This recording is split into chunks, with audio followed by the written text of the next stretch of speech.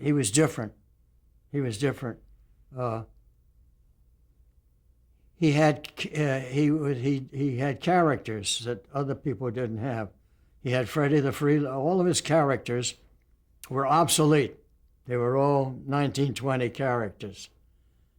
He had Freddie the Freeloader, the hobo. He had Clem Cadiddlehopper, who was the country rube.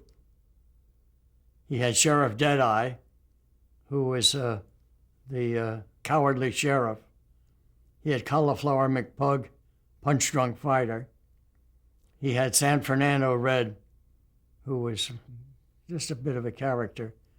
And he had a milquetoast character, his name I don't recall now. But these characters, Artie and I, who did the 3-act sketch, would alternate so that whoever the guest was, we'd find the right character for him. And we made up one character ourselves who we called Forsooth. Forsooth was a Shakespearean type character who had long red hair and the scabbard and the stockings and so forth.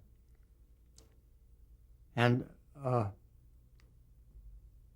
we had name guests every week, and we would use whatever characters played best to the guest. And all the women wanted to play the tramp.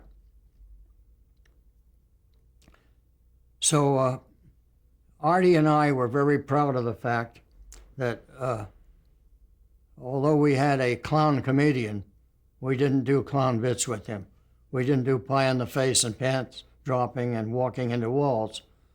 But we took our premises from the newspaper, and it worked just fine.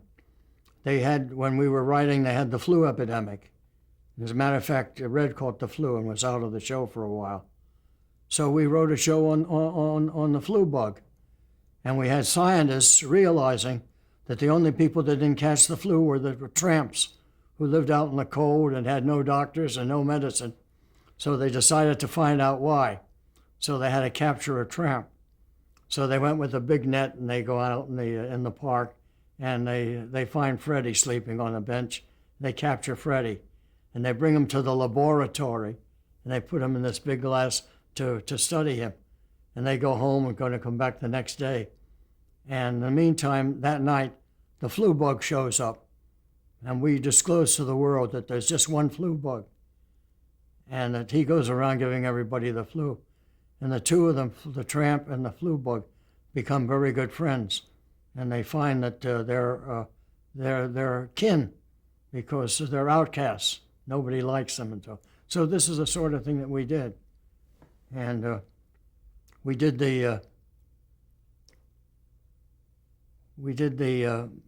telephone when telephones were putting in dial phones for the first time. Before that, they had operators.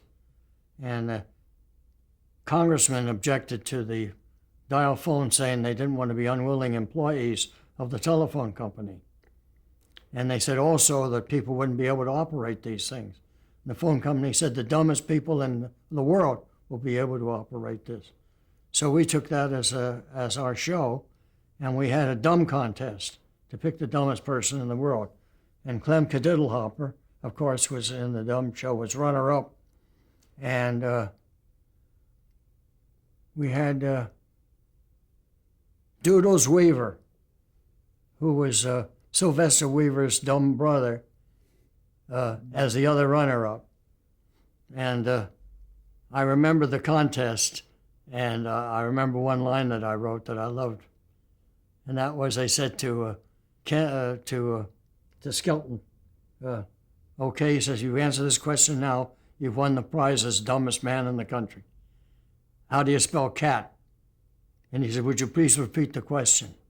He says, spell cat. He says, C. He says, okay. A, okay. T. He says, very good, Clem. He says, wait a minute, I'm not through.